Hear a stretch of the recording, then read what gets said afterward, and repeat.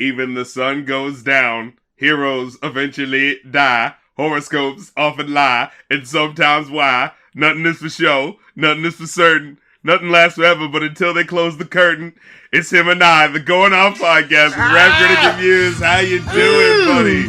What is going on? What goes on? Well... There was a video series on YouTube. I promise we won't get too political here. It's just, what we're talking about here is politics adjacent. So you gotta give us a sec. Bernie Sanders held a rally in LA ahead of Super Tuesday, and the posters advertised Public Enemy would be performing. And this rubbed one Flava Flav the wrong way, because apparently they were using the silhouette wearing the clock image at one point, and like, Flav thought, I ain't down with the redistribution of wealth, G.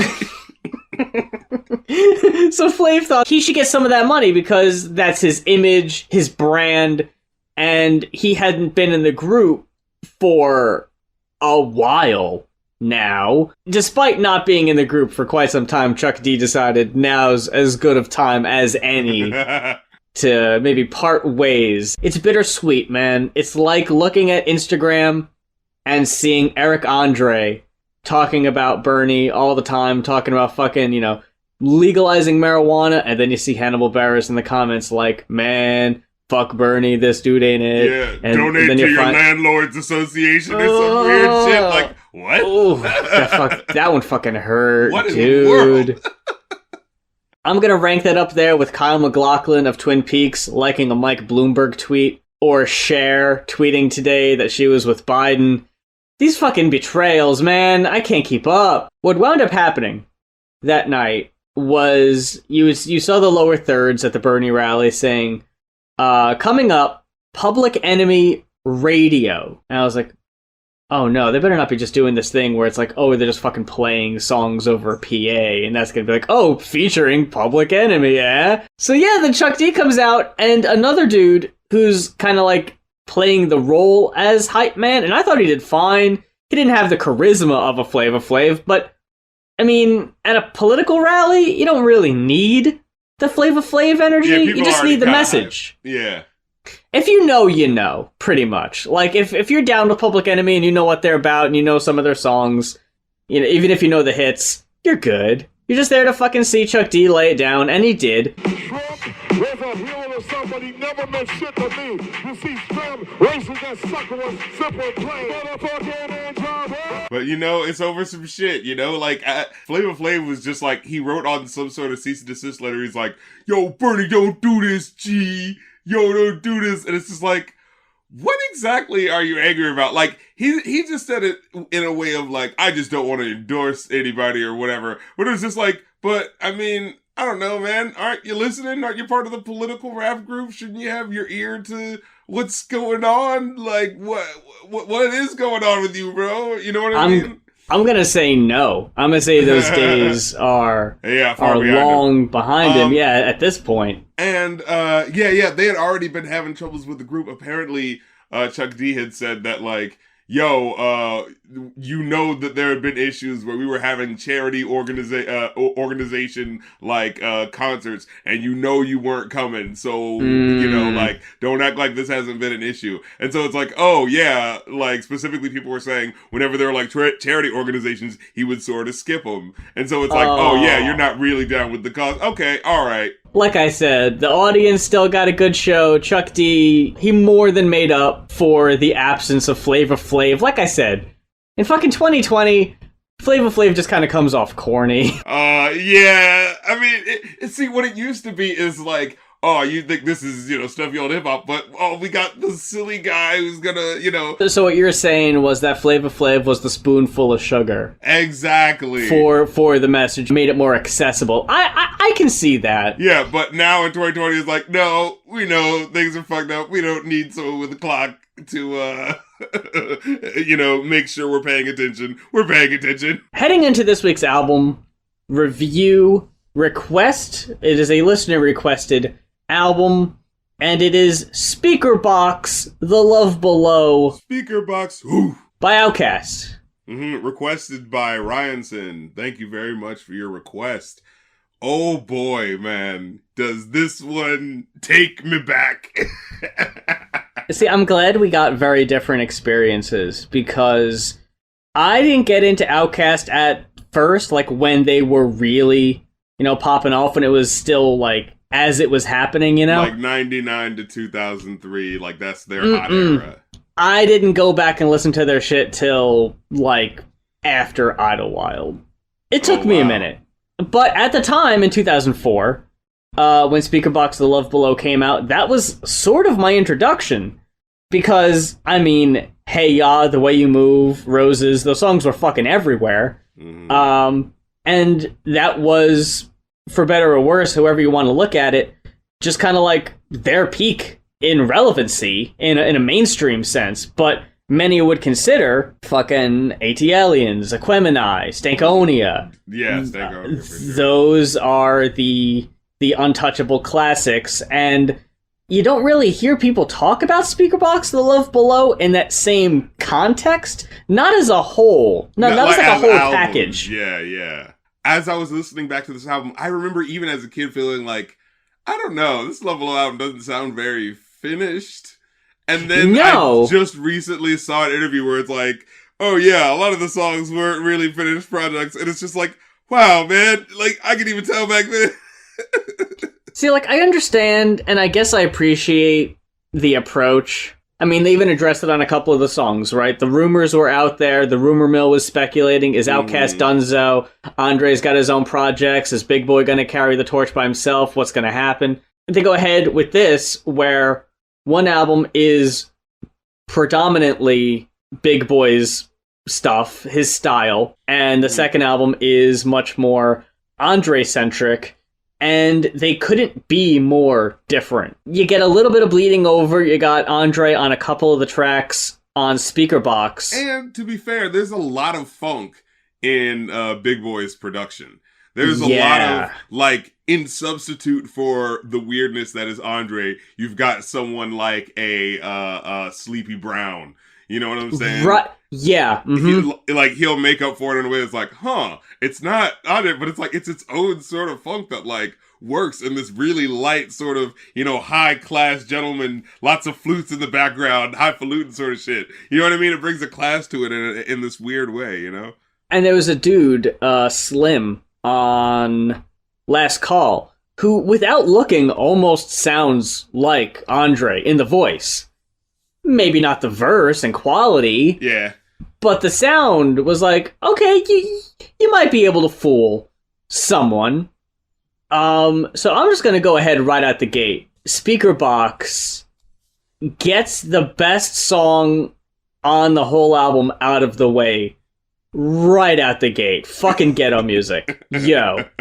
Fucking this beat is dynamite. And it's so fucking catchy. Oh my god. And like, I as a kid, I remember like imagining a music video for it so much that I was like, when I found out there wasn't one out already, I was like, what? They made one like way later. I was just gonna say, and then when you saw the video, was it what you imagined? No, I thought it was Big Boy delivering packages. Right? I was like, okay, like in this silly cartoon. No, I thought it was gonna be like people in a sound lab trying to engineer the most like, loud ghetto like hip hop sound, and it's like blowing out speakers or some shit. You know what I mean? Oh my god, the fucking ba-dum ba-da-dum ba-da-dum. Oh my god. Then when you just hear the switch to the I just want you to know, it works in the strangest way. Like it's like fucking what? Patty! Ooh, ha-ha! Patty! You gotta hold that cue card up a little bit longer there, sweetie. That fucking song gives you... It's got it all. It's got everything with style to spare. The soul, the raps, the Andre that you want to be on there. Yeah, he fucking delivers a nice fucking chorus, a nice intro. It's a bit of everything. And the video, not the best. Yeah. Probably could have done without the weird clip art cartoons on the top and the bottom. That was a bit silly. Weird. Very silly. But after that, if I had to pick the strongest cuts on this album, they would have to be Ghetto Music, The Way You Move, Flip Flop Rock, Oh my goodness. and Reset. Yes, absolutely. Fucking on Reset, the production on that was so fucking good. Just lush and beautiful. Yeah. And who would have imagined Jay-Z and Killer Mike on the same Oh cut? my god. Fucking Tearing it Flip up. Flop Rock. Jay-Z stole the show. Man, how surreal was it to hear Jay-Z doing a chorus? Especially during this time when he said he was going to be retiring. I was like, I thought this one was going to get a music video because it's like, well, holy shit, like Southern rappers and we got Jay-Z on the fucking hook? Like, what the fuck? That's a big fuck deal, yeah. Yeah. Boy, does this album feel just a little lopsided. Yeah. Some of the production, it just feels like it's... The only thing I can come up with is like, it just doesn't feel done. Like the Unhappy song, with might as well have fun because the average is done when your goose is good. Wipe that smile. Like it works in little parts, but it just kind of feels like, what is going on here? This just sounds too weird. Songs like Unhappy and The Rooster. Yeah, again, it's that same energy where it just sounds like things are, I don't know if it's too fast or just too funky weird for Big Boy's flow to work on it. You know what I'm saying? I would say those are like B tier on if we're gonna rank them, but the worst cuts, when it just tips that scale a little too much. These are the lowest rated songs I had, and they all have 2.5s. Okay. Bow Tie. Yeah. Church. I actually really like Church. See, the reason I Especially don't when it does dig... the switch up at the end of Church. It's like, oh, we're actually going with this? I do like the beat switch up, but it makes you wait too long. Before that, I wrote down that it had a weird knockoff real Slim Shady ass beat. Yeah, like it sounds like something from like Sonic the Hedgehog or something like that. Like, But like, especially after War, where that was like, hey, this is the... You didn't think Outkast would do a fucking I like that political one too, song, but I didn't think it really delivered. And then Church was like you didn't think Outkast would do a gospel song, did you? It's like, and that didn't really hit. That's wrong with me either. The fucking tick, boom bit in War was so like, I thought it was like that. I thought it was going for that sort of, funkadelic, like funky, but it sounds like scary, like on the edge of disaster sort of thing, you know. I don't think it ever went that far. Like, when it explodes and comes back and you hear the, oh God, oh, we're gonna die here, die here, you know, like, I feel like it matches that, and then like with his frantic raps that kind of work around it, you know what I'm saying, where he's talking about shit that's like, oh my God, wait a minute, that actually is really relevant, you know what I'm saying, like, I didn't expect him to just like launch into that, you know? I did think the last verse was the best part of the song, yeah. Where he loses me is where he just kind of falls back into the gangster shit like Tomb of the Boom. And, you know what I'm saying? And Last Call. I didn't like Tomb of the Boom. I didn't like Knowing. Knowing was like, it was okay. It just kind of felt like irrelevant to what the hook was about. See, that's the thing. When you hear the hook... Brothers on the block knowing from this point on, it only gets rougher. You know, like, you're thinking some shit's gonna go down. It sets a high expectation, yeah. Baby's on the bottle knowing. Like, wow, yeah, that's some real shit. Like, yeah, it's only gonna get rougher from here. That's very true. That's a very good point. Now, why are we gonna spend the whole rest of the song shaming some random sex worker? I don't know. What does that have to do with that hook, man? What's going on? Why does this matter? You had a dope hook there. What happened? And the thing is, like, at first, you think it's gonna be, like, maybe different stories, because the first story ends... Yeah. The first verse ends where he's like, there's nothing right or wrong. So he's just like, maybe it's just a description of what happens. But no, it's just like, oh, she's out of a job because he had to deal with this, and this, that, and third, and then, oh, you thought you were slick, the way you hit me for that lick, but you slipped. Now I'm getting in your shit. You know, like, it's just like, I don't know. Yeah, what? Like, what's the point of this? Yeah, why does it matter that this woman was gotten back at? This woman who's obviously, like, struggling and dealing with hard shit in her life. If we could just go back to Bowtie for a minute. Huh? I really did dig the vibe, especially with the horns. Like, that's fucking cheat code for me. A fucking dope rap beat, and you got some fucking horns blaring in the background. But when it loses me is with this fucking Macklemore ass like bow tie, repeating in the background, and the goddamn smooth as a baby's bottom, like the high pitch. I hate the high pitch affected voice, and they do it on the rooster too. And it's like, stop doing that. Oh, I keep clean, don't you know? Watch out. Was that the fucking moment we needed to revisit? Bow tie? It's and the whole 2000s, thing. There just has to be skits in it just because. Oh, fuck, so many interludes. So funny. So many interludes. It's like Stankonia all over again. Right. The bamboo didn't need to hear his kid. I'm sorry. I don't care. And that fucking cut, it opens with like a pretty dope beat, and I was willing to fucking sit through it. Don't. You're like, oh, okay. Not often do I listen to an album and it's got skits and interludes, and I'm like, well, I know we're not going to end up reviewing these anyway, so why even sit through them? Sometimes I just skip them. I'll go back to them and I'll listen to them, but I'm not going to waste my time. But that one I almost did, and I was like, nope. You fucking tricked me! And these skits are so short. Like, and the thing is, like, that has nothing to do with the next song. The next song is just like gangster rap shit. Why the fuck are you bringing your kid to just sing, all cute about the end of home? Like, what? This is preceding the hardcore gangsters rap song? Why? But at least, because I was like, oh, this does have a good beat. It does carry on into Tomb of the Boom, but then that song's not very good. Yeah. It's got a lineup of just like the most like generic gangster rap verses. His name's just like Little Brother or something like that. And it's just some random shit. Antoine's little brother, literally. It's just like, all right.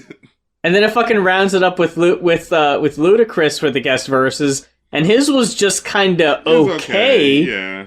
And Big Boy's, because you gotta save the strongest verse for last, his was the best. But you gotta sit through 4 fucking mediocre subpar verses to get to it. It isn't worth the wait. What do you think of The Way You Move? We gotta address the elephant in the room. Oh, like which one is better? Oh, no, I'm just saying we gotta talk about, because what I remember was, Hey Ya was fucking... The smash hit. Beat mega radio smasher. Flame! Fucking perfect. Yeah. And then they followed it up with The Way You Move, and that did pretty good, not as well. And then, but it was like always like right number 2 on the charts, you know. But then I vaguely remember, because back then I watched a lot of MTV2, because it played a lot more music videos, and they would randomly put on the fucking music video for Prototype, and I was just like, oh, I don't remember seeing that at all. I don't know what the fuck. I had to go to AOL Music to see that one, yeah, but we'll talk about that when we get to it. And I completely skipped over Roses, but again, we'll get to Roses when we speak about The Love Below. But I'm just saying, I really like the beat and the vibe, but it doesn't really have much in the way of like substance. Yeah.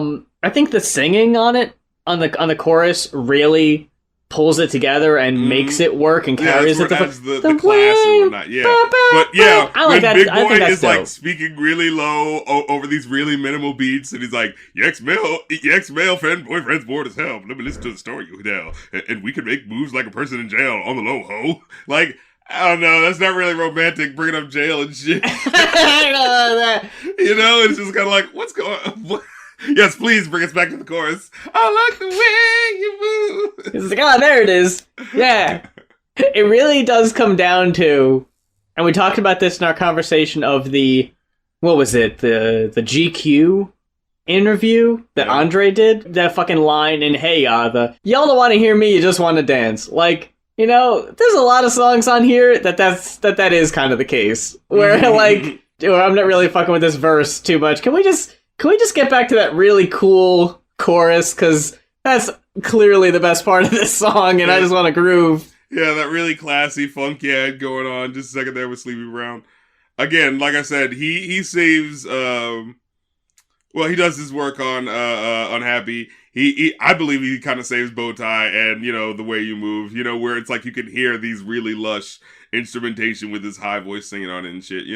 Yeah. I think Sleepy Brown does add a lot. He does definitely. Slack. He provides a service, absolutely. Mm-hmm. Overall, though, I ended up getting a 3. I gave it, so I putting everything together, I got 3.69. Nice. which I feel like would round out like 3.5, you know? Yeah. But let's get to this next album.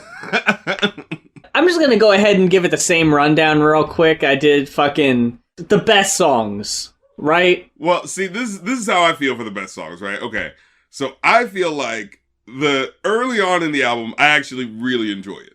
I really enjoy the Really? Love Below. Yeah, with the sample that they put in there and how he worked. Like, when you hear the original sample and then hear how he worked it around for the intro, it's like, it's kind of interesting. And it's like, oh, wow, he's going for this weird, like, jazz sophistafunk, as he puts it later on in the album. You're just like, whoa, this is really weird. Like, I remember at the time being so, like, you know, like, amazed by how it sounded, and I still kind of am, right? At least the early songs, and like when it feels like there's this like really dense, you know, Valentine's Day, love is in the air vibe, where you can tell he's really going for that, you know, the Happy Valentine's Day song and the Love Hater and Prototype, and you know, as it slowly goes into the album, it's like I start to feel the dip in quality where the songs don't feel finished, but like those first three feel like they were like coming up with this new fun sound that was really interesting, but I just slowly hear how it like immediately starts to dissipate. So by the time we get to a track like Behold a Lady in Pink and Blue, the songs just sound like, okay, but were we gonna finish this idea, or are you just leaving me floating in the ether with a lot of these tracks? You didn't like any of this shit, did you? No, hold on. Yeah, you're like, fuck this album's mama.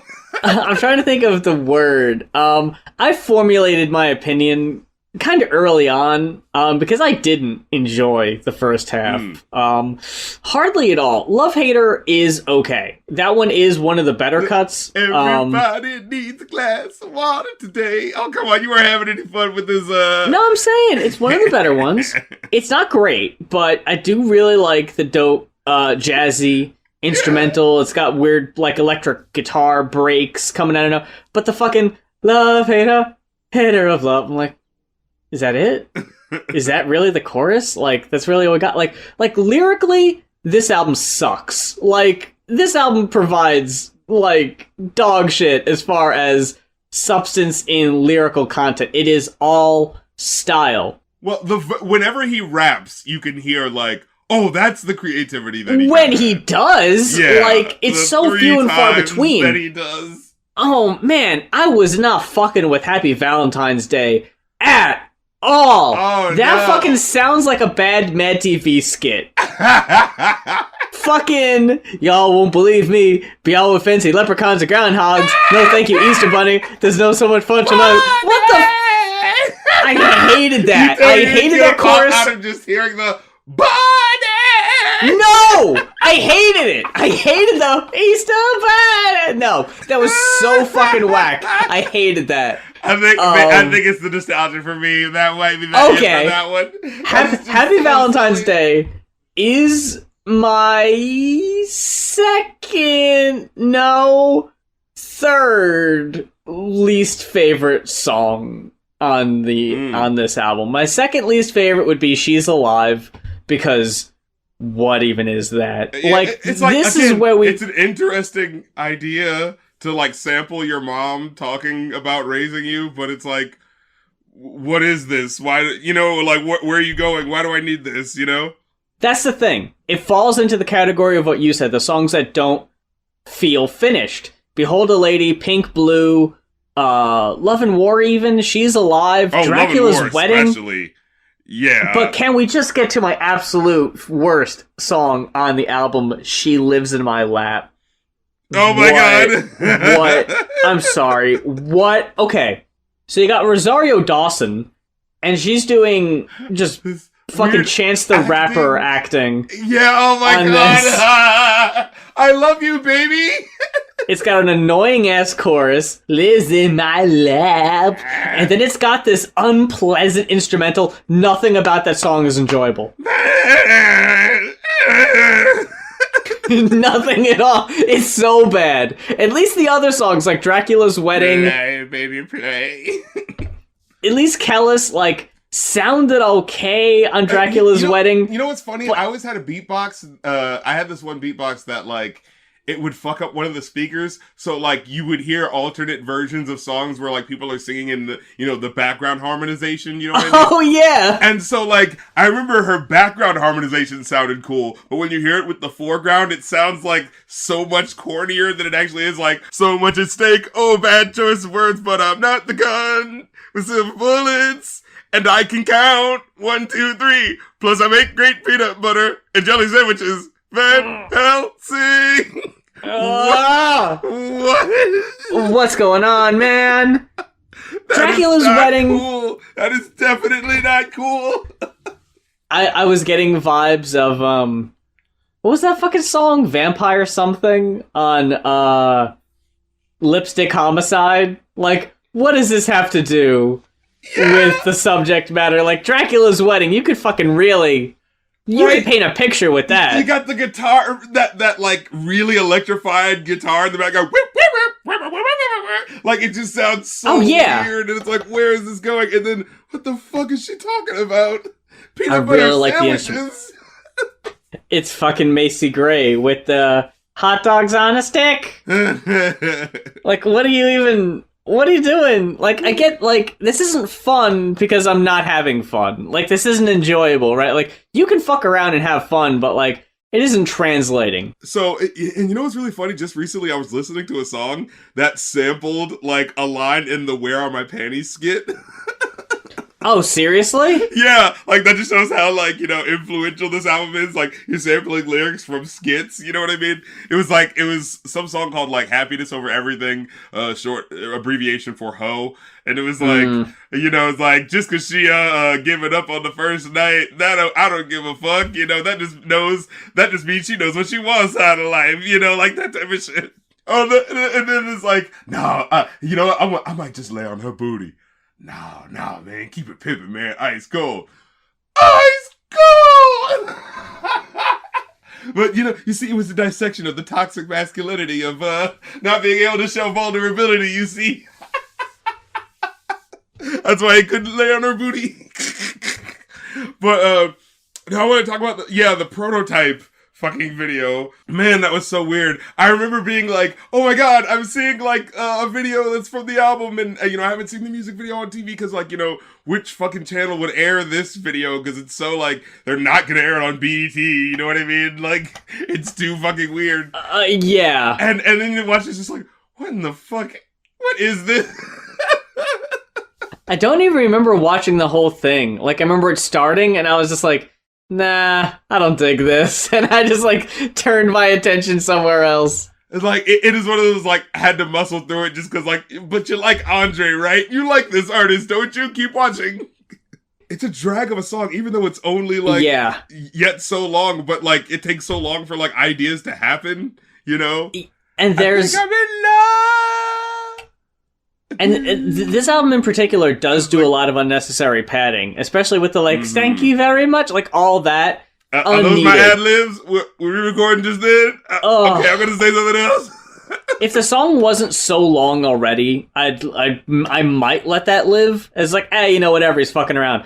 But there's so many songs on this album, more so than on Big Boys, that just go on and on with just filler. There's a song that comes later, also. Which was it? Fucking Vibrate.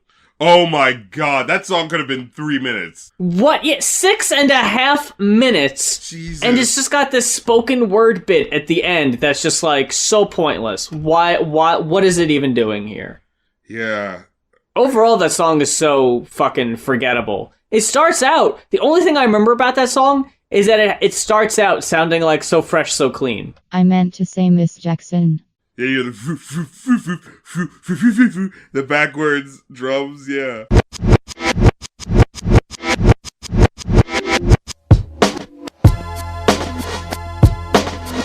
I do we gotta what? Wait, what were you gonna say? What were you gonna say? Hey Ya. Oh, Hey Ya. Okay, yeah, we can talk about Hey Ya first. Hey Ya, I think Hey Ya is pretty untouchable.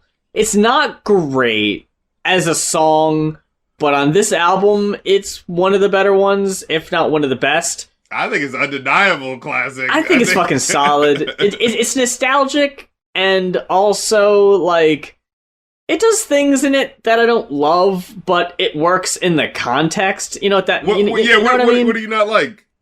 Like, I'm not wild about the fucking Beyonce's and Lucy Lou. Oh, I love that. Like, I don't love the spoken word bit. There's also, like, halfway through the song, the fucking Hey Ya chorus goes on for, like, too long before the second verse kicks in. The verses are way too short. It's like 70% repeating chorus. It's a bit much. But I think it's very catchy. And with, I think it gets props for, like, having this complex idea expressed through this happy sounding song. You know, yeah, like, I do really like that. From. Yeah. I do really appreciate that. The whole, like, we're talking about something serious here, but you're not really gonna notice if you're not, like, paying attention. And then on top of that, the fucking y'all don't want to hear me, you just want to dance. It's like, yeah, that's a really good point. Because if you're not listening close enough, you're not really getting what this is about.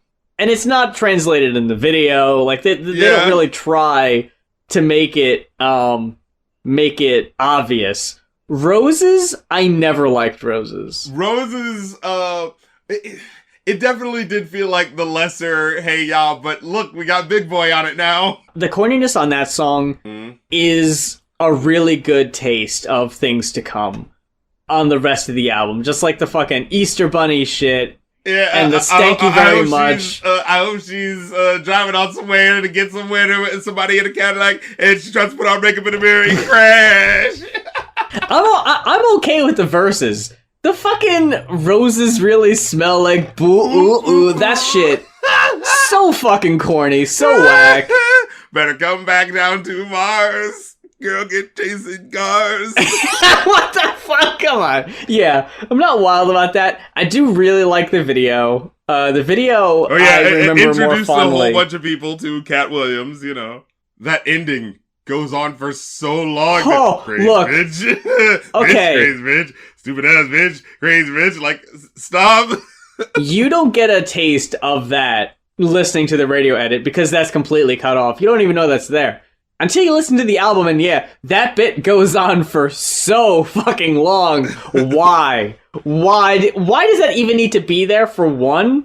And why does it have to go on for as long as it does? It just takes the uncomfortableness of the actual subject matter, you know, which is about like, oh, you know, girls need to be more cool, quit being all materialistic and, you know, be a cool girl. And then just gonna call her a bitch for a minute and a half. Fucking stupid ass bitch. Yeah, like, a bitch is bitch. Can we fucking put this song on an album with that first song off the Slick Rick album for just fucking songs for incels of just... Now, what I was gonna say was a song that, in my opinion, rivals the quality of Hey Ya, and we haven't mentioned it yet, but I wish the whole fucking album sounded like My Favorite Things, my dude! Oh! Yo! Yeah. I loved the shit out of My Favorite Things. So fucking in your goddamn face, and like, if you like the beat of, like, Bombs Over Baghdad, that kind of intensity, fucking ghetto music, the in-your-face booming beat, and it's just a weird instrumental cover of My Favorite Things. Yeah, it's so strange, it's so cool. Like, what is it doing here? I don't care. Like, it doesn't fit the album at all. The fucking skit that comes before a letter from... It's like, I remember listening to it and being like, what, is her name a curse word or something? And then, like, you could just find her name in the liner notes anyway, so why did they bleep it out? Oh, did they seriously do that? Yeah. I thought you were going to talk about, Behold, a lady. Which has the good day, good sir skit before it. And I remember showing this album to my friend and being like, you know, Andre says, the fiddler on the fucking roof. And my friend's a violinist. And he goes like, what? That's Bach's double violin concerto. What's he talking about? Like, I don't know what that skit, that really did just sound like fucking around. And then Behold a Lady absolutely feels like Andre phoning it in. Yeah, wow, what is any of this doing here? All this Easter flavored music, you know what I mean? It's the Chance the Rapperization of Andre 3000 in a way. You know? Man, yeah. And then going into Pink and Blue, which I didn't even mention, is over 5 minutes. Ugh. Those fucking in a row. Roses into that skit, into Behold a Lady, into Pink and Blue, into Love and War, into She's Alive, into Dracula's Wedding. It's such a barrage. Loaded, yeah. It's such a barrage of mediocre. Just none of this really needs to be here. Like, Pink and Blue feels like something that Janelle Monáe would do better a couple of years later. You know, like, oh, it's got this mechanical beat, but oh, there's like a orchestral flourish in there, but it comes in at like the tail end, you know? Take Off You're Cool feels so fucking unfinished. Like, nothing happens. Yeah! What the fuck? You got Norah Jones on there, but barely. It's just like this sparse as fuck, mostly acoustic guitar, instrumental for the most part. Yeah, I don't know what it's doing here. It's just like, take off, you're cool, you know? Take off, you're cool. That's the only thing people say. A Life in the Day of Benjamin Andre. Oh, yeah. Oh, parentheses, incomplete, is the most complete lyrically. Yes.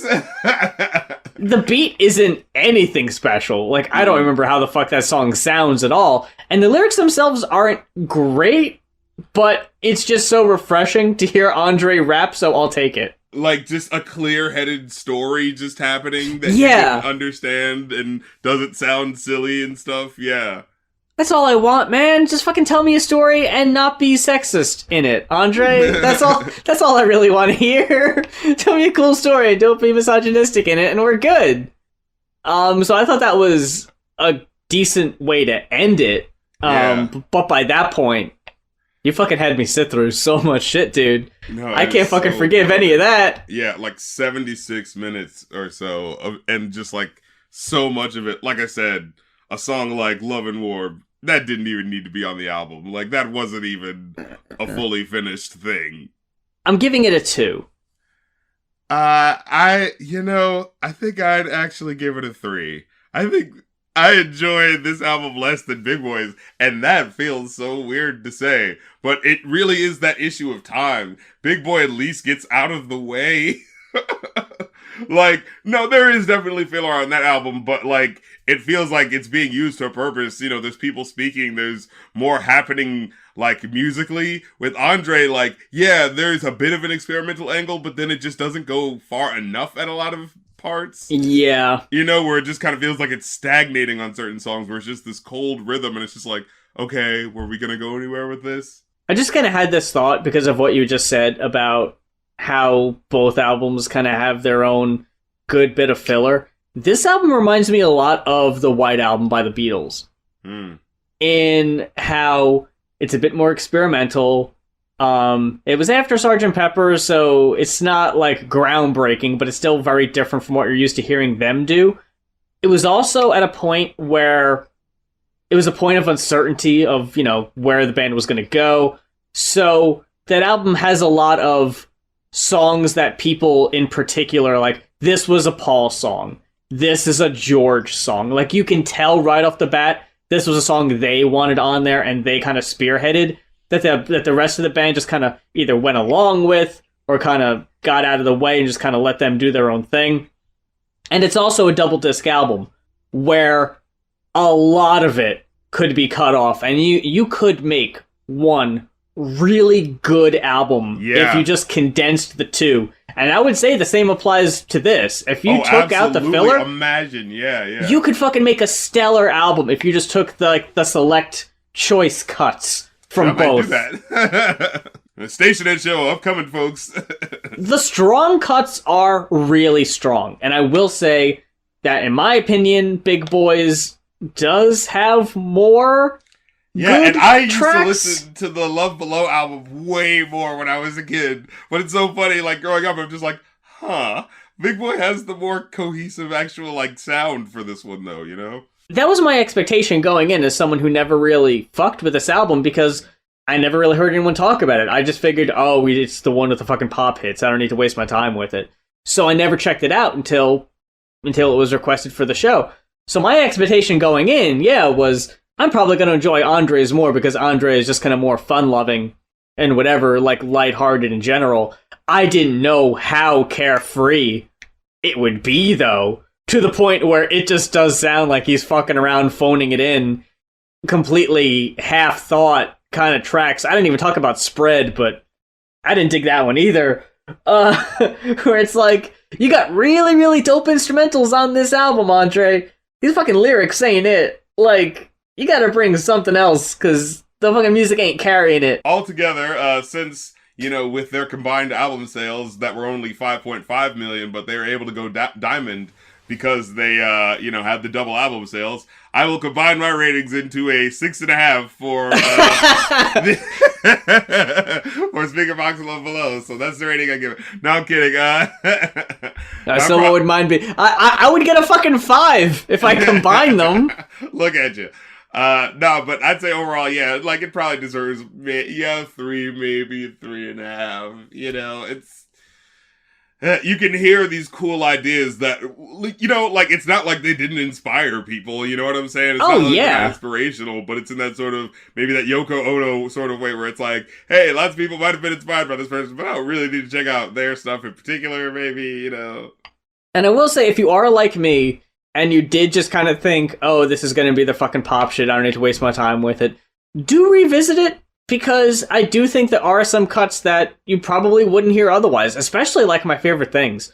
Like, no one's going to be talking about or playing My Favorite Things because it's a fucking instrumental on an Outkast album. Towards the end, just hidden, buried away. It's so good, yeah. It's so good. It's definitely a hidden treasure. And songs on Big Boys that, fucking Ghetto Music got a music video, but do they ever play it on the radio? No. Nah. Like, I never heard that song before now.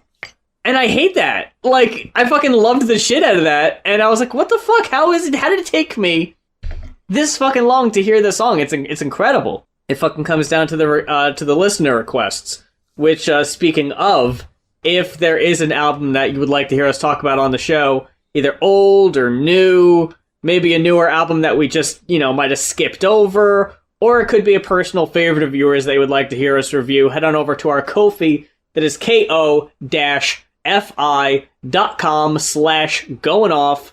A one-time $40 pledge will get you an album review on the show. And a $50 pledge will get you, if you're an independent artist, it'll get your album reviewed on the show as well. Not a guaranteed promotion, per se. We will be as honest with your review as we are with the pros. So be prepared for some perhaps possible brutal honesty and constructive criticism. We will not hold back. And also keep an eye out for our appearance at Con Carolina. That's coming up. Yes.